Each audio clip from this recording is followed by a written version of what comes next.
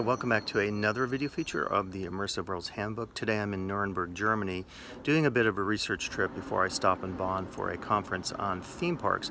I wanted to bring you a video today here focused on some of the historical sites in Nuremberg.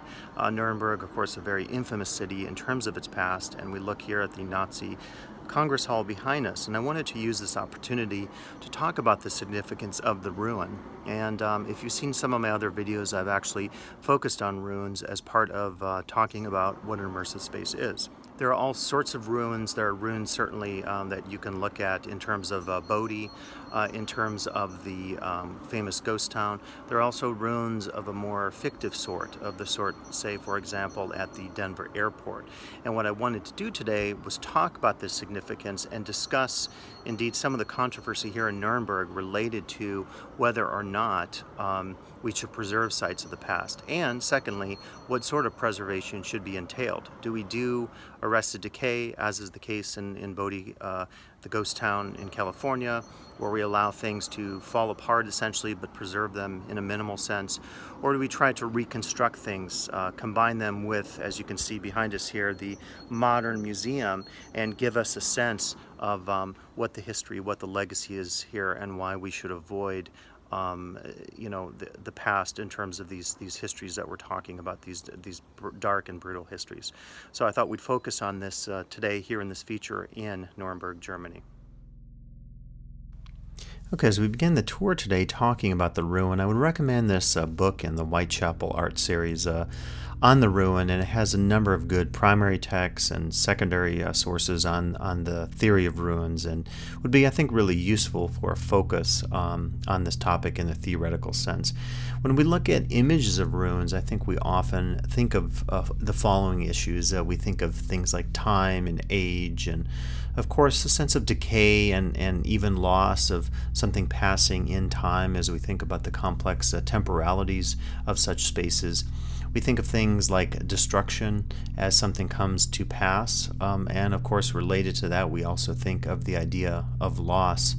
At the same time, we can think of maybe some more positive connotations, things like rebirth and possibility, as well as, I think, the idea of dialogue. And we'll talk about this in particular in our video today as we look at some of the spaces of Nuremberg, because I think there's an encouragement in many of the spaces to have a conversation between the dark history of the past and what is presented to us in the present. So I think in many ways, when we come to ruins, we have different sensibilities that we think of or that we perceive. In some cases, we have positive connotations or associations, and in some cases, we have negative ones. And in other cases, we have ambivalent ones in postmodern senses where these feelings are combined at the same time. When we look at an image like this is just shot just outside the bridge as you go inside the Congress Hall. The image of Speer's concept of it on the right and the actual site on the left with its decay and almost ruinous status, you would say. I feel like when you visit a space like the Congress Hall in Nuremberg, when you visit the Documentation Center, the Zeppelin Field, as we'll visit a bit later in this video, you have the sense of confrontation, specifically confrontation of the past and the present. As you inhabit and walk through this space, you are, I think, forced to think about what has gone before.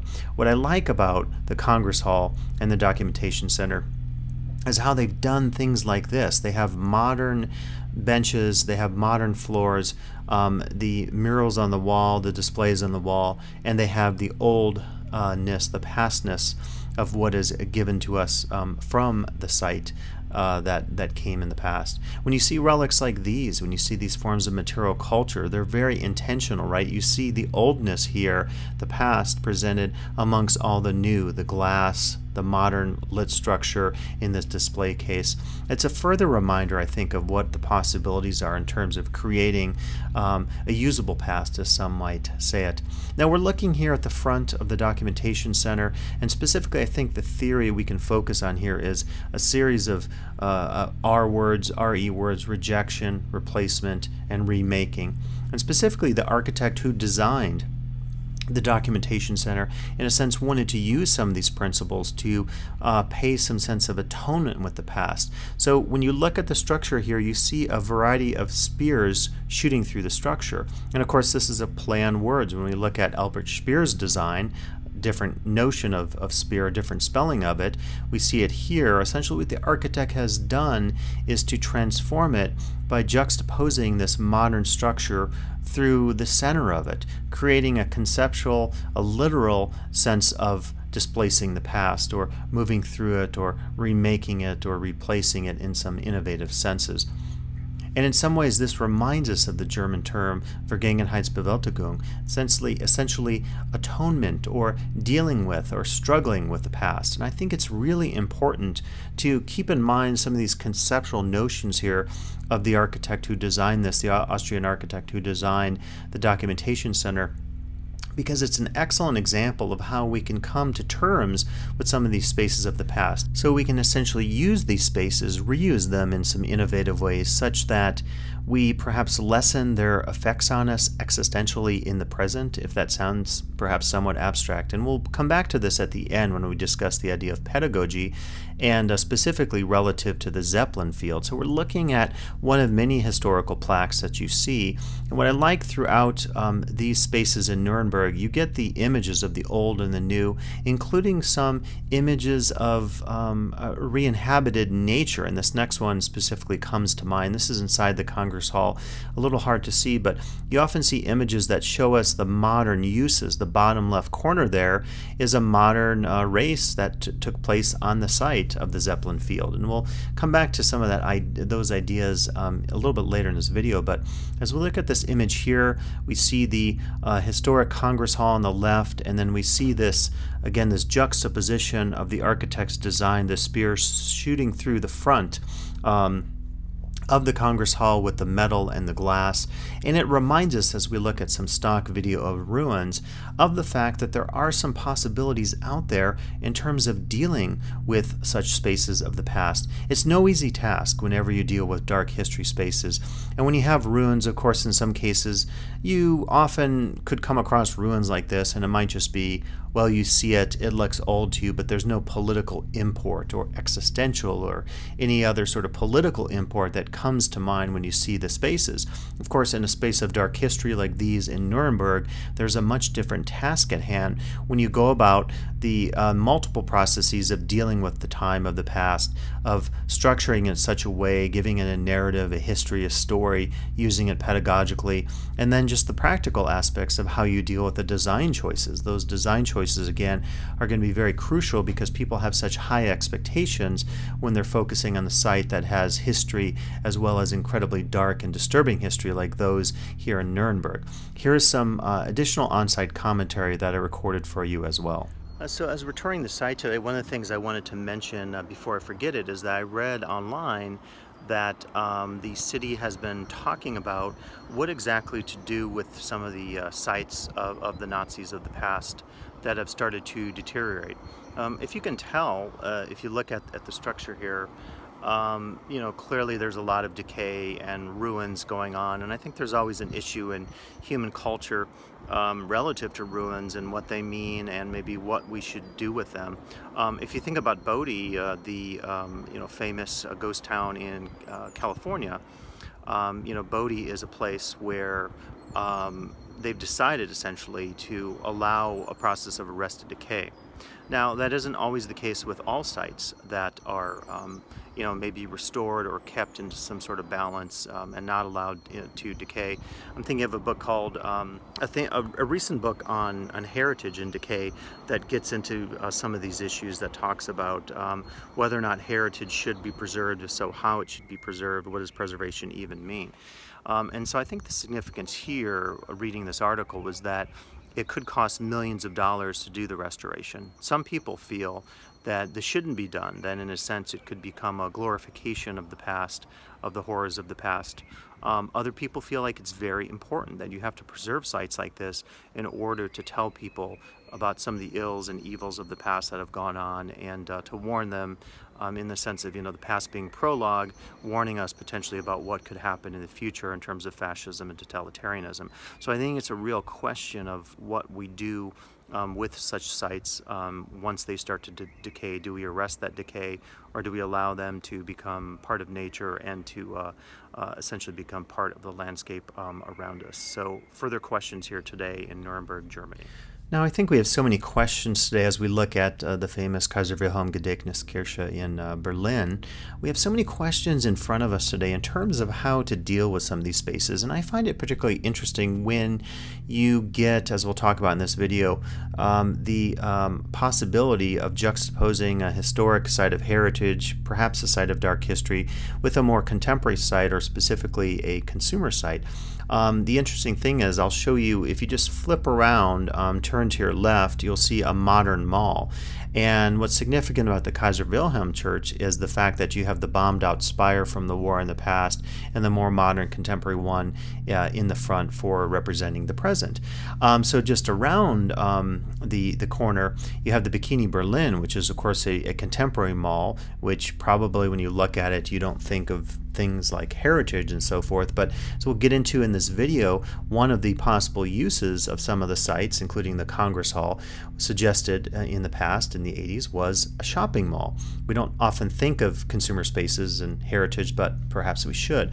This is actually, I'll show you a few still shots of the Nike Town in Portland, Oregon. So what they did here was, you're looking at this very historic, you can see the ruinous side of this, right, the ruins of the past here, the patina and so forth on this particular pillar. What they did was they took this historic site, this site of heritage, and they repurposed it. And I think often in consumer spaces we see a lot of this going on, and we don't give the designers, the operators of these consumer spaces much credit for really dealing with some interesting opportunities for not struggling with the past in the same sense that we are talking about today in Nuremberg, but dealing with the past, or reusing it, or reorienting the individual in the space in some new and interesting ways. And they actually talk about some of the reuse here, where they're trying to reuse things for the sense of sustainability in terms of the building, the material, and so forth. And so this is one possibility, I think, for heritage sites and potentially even sites of dark history if they intend to develop some consumer sides to their spaces. Could even be something as simple as, say, a gift shop, and how to do that in an appropriate way. Another space, going back to the city of Berlin, is a Café Sibella, and this is an interesting space that I think draws on some of the legacy of the DDR, the former East German side of Berlin. You walk into the restaurant, you can have a nice plate of breakfast food and a cafe, a cup of coffee, and also take in some of these very historic sites from the past. So another opportunity to rethink maybe how we think about some spaces that do a bit of both worlds, the old and the new, and the consumer and the heritage historical focused. This is Tempelhofer Field, Tempelhof Airport, the historic airport, also in Berlin. And this is another site that has taken a new direction. They have some historic plaques up at the airport site, but essentially they've turned this over to the city. People skateboard there, they fly kites, they walk their dogs, there are concession stands and so forth. So another opportunity, I think, to think about, in this case, a dark space of the past and how we can maybe repurpose it for a new use in the present. And that's maybe one of my favorite ones. So look at this image again of the Congress Hall. I guess my question to you is, what do you think should be done about this space? I mean, maybe you're not a person who's going to say we should turn it into a shopping mall like the Bikini Berlin, but perhaps you might say there are some opportunities to focus on preserving the space in the present for people, for the purposes of pedagogy, for the purposes of existential political reflection on what happened in the past. And at the end of the video, we'll actually get into this very question and ask what should be done in terms of preserving this space. Should we adopt arrested decay, as is the case in Bodie in California, or should we do something maybe more prescriptive and try to preserve it? Let me give you some on-site commentary, also focus on this very same issue. One of the things I was reading about was that there were plans to turn the Congress Hall into perhaps a sports stadium, and I think that was maybe in the 70s. In 73, I think all of the spaces here receive, sort of historical designation status. And I read that in '87 there was an effort to turn the Congress Hall into a shopping center, and the local Nuremberg municipality actually turned that down and said it wouldn't be appropriate. So that's one of the issues, I think, when you think about spaces of the past. If they have a dark marking to them. Sorry that got cut off there, but I was basically saying when you have a site of dark history, you have to really think very carefully about how to use it, how to present it, how to develop it in terms of narrative or design and so forth. And as we're looking at the Congress Hall from another angle, just outside the Grosserstrasse on the other side of it, I wanted to use this next document I discovered online. It's very fascinating. It's from 2017, so fairly recent. And from what I can tell, the city of Nuremberg produced this as a historical way of understanding in the present many of the sites here, but specifically the site of the Zeppelin field. And so I'll take you through this document in two different sections throughout this video today. But what I love about this is they're talking about it's a site of heritage, it's a site that must be maintained. They do get, as you'll see in a second, somewhat prescriptive about the potential uses or considered appropriate uses of the space, and they really do emphasize this idea of pedagogy, of using the space as a site of learning. And for me, this is really key, because if heritage is going to have meaning in the present, whether it's dark heritage or heritage of an even more, more mundane or less a dark, existentially disturbing nature, we have to think about the appropriate uses of that heritage. And it's something I write about in a piece I'll be talking about in just a second when I give you some additional references for our considerations today in terms of maybe some of the texts that you could look at. But let's look at one specific quote here. And they're talking about how specifically they do want people to use this particular site of the Zeppelin field for leisure activities, recreational activities, but down in the second paragraph, commercial use of the area is not recommended. Any new building applications must be checked for their compatibility with the above goals.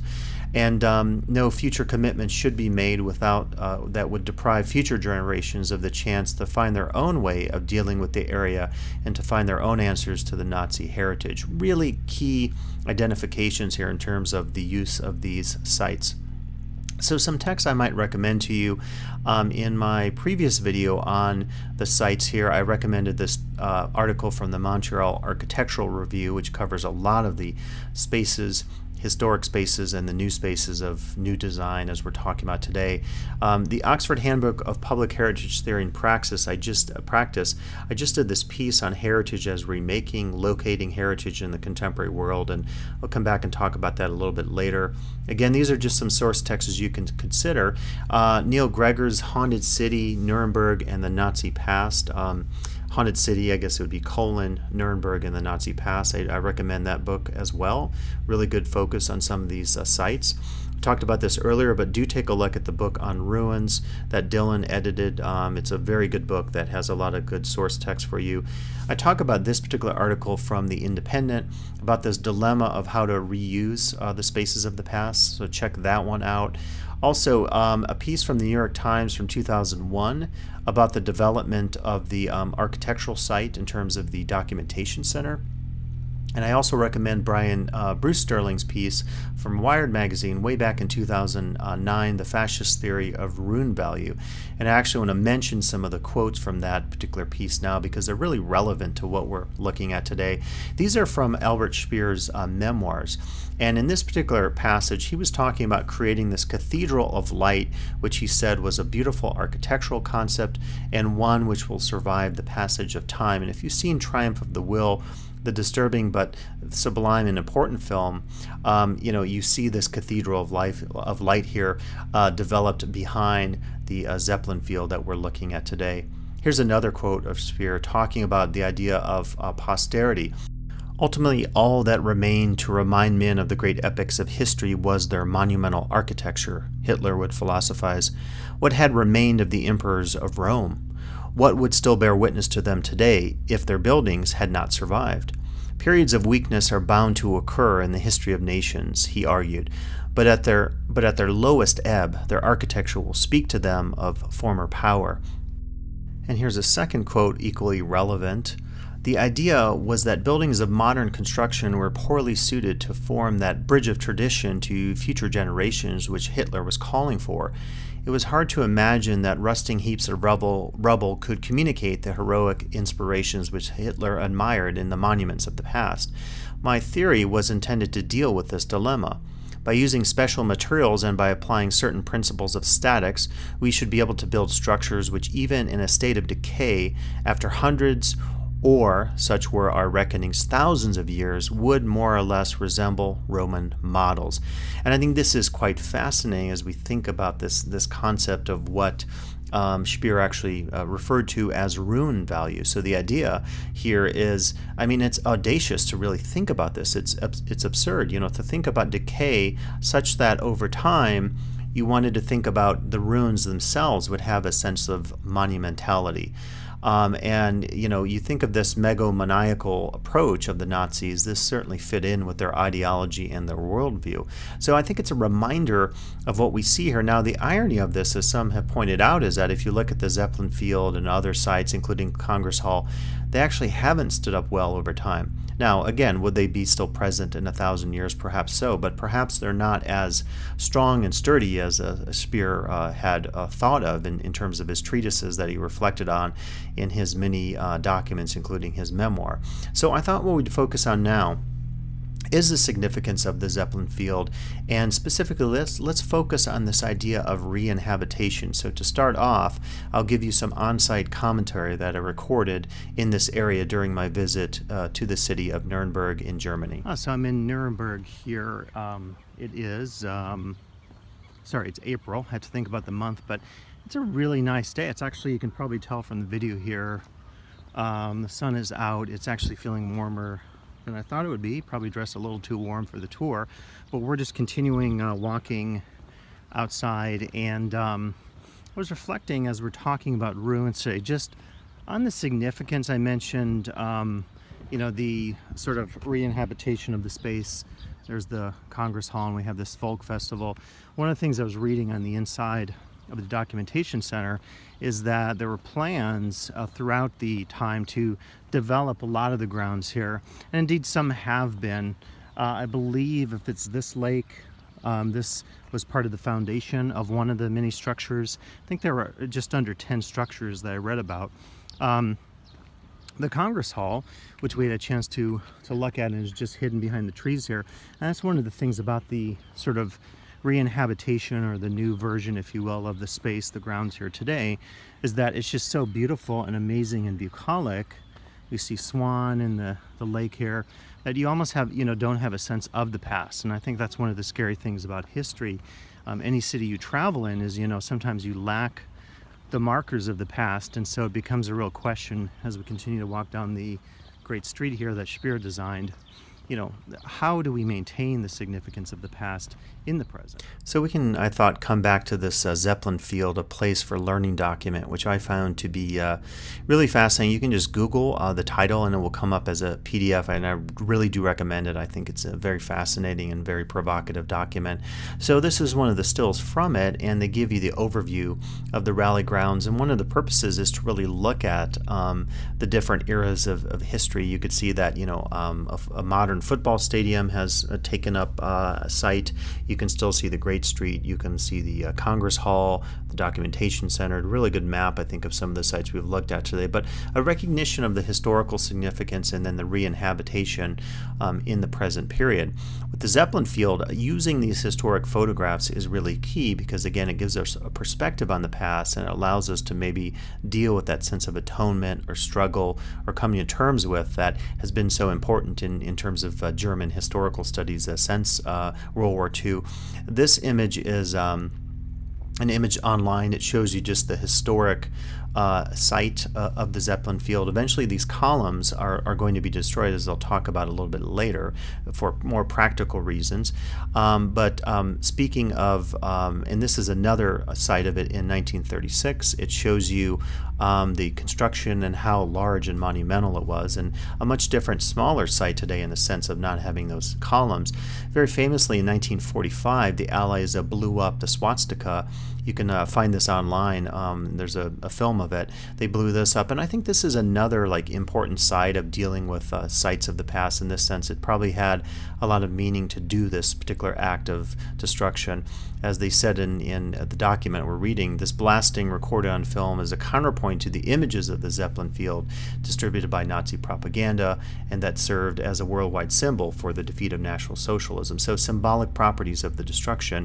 Now in 1967, these many pillars of the grandstand of the Zeppelin field were destroyed, not for that same reason of blowing up a symbol and making a new symbol out of it, but for practical purposes, because the concern was that these would fall over and people would get hurt. So I think it's maybe a problem when you have to destroy sites like this, but at the same time you have to think about issues of safety. And this is one of my images from 2018, looking at some of the heritage preservation efforts that have taken place at the Zeppelin field. Heritage deals, of course, with a lot of these issues we've discussed today of how to deal with ruins in a more practical sense. How do you shore them up? How do you make them safe for visitors and so forth? Now, images like this of this modern race, I referenced a similar image earlier, I think are very key because it suggests this idea of re-inhabiting and remaking the space.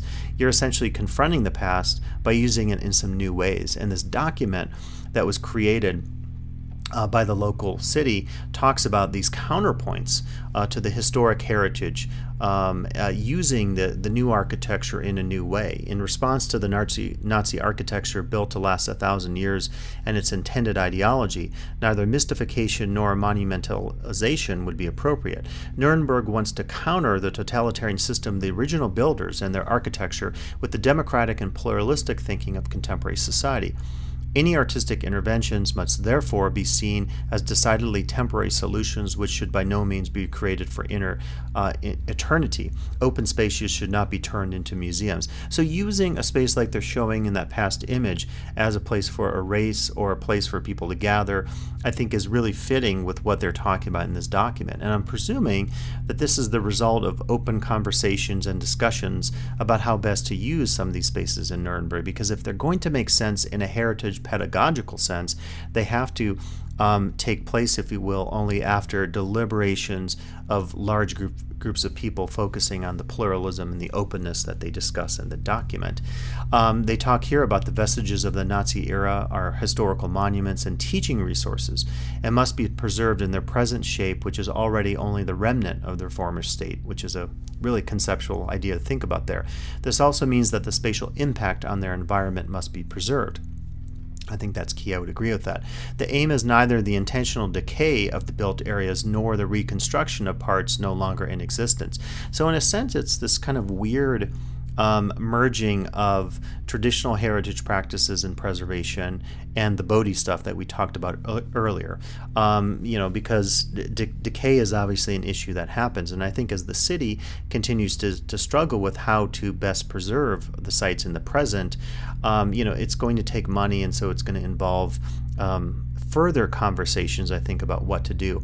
Now, we looked at this quote earlier, and again, they spoke about the recreational value of using the various landscapes, but maybe not approaching them through commercial means. So I think this is kind of interesting and maybe a point of further debate for Nuremberg and other cities as they struggle, including Berlin, as they struggle with how best to use spaces of the past, heritage spaces, and then also, in this case, spaces that have a very dark history to them.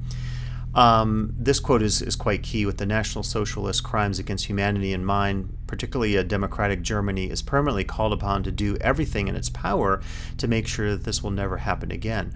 The building relics in Nuremberg can serve to demonstrate how the criminal Nazi regime staged itself. And so I have to say that a document like this, I think, is a real opportunity to think about uses of spaces such as those in Nuremberg in some new, if not postmodern senses. So at this point, let me jump back to some additional on-site commentary that I recorded that I think continues with this theme that we've been considering today.